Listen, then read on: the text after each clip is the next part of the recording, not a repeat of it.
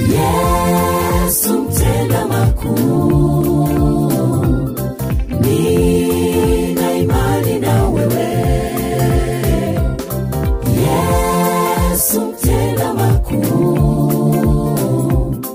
nina imani na wewe. Mwanamke aliyetokwa na damu kwa muda miaka 12 aligusa pindo naye akapona. Sina shaka na wewe, hata leo umesimama na mimi. Yesu mtenda makuu, kwenye mawimbi mazito umenishika mkono.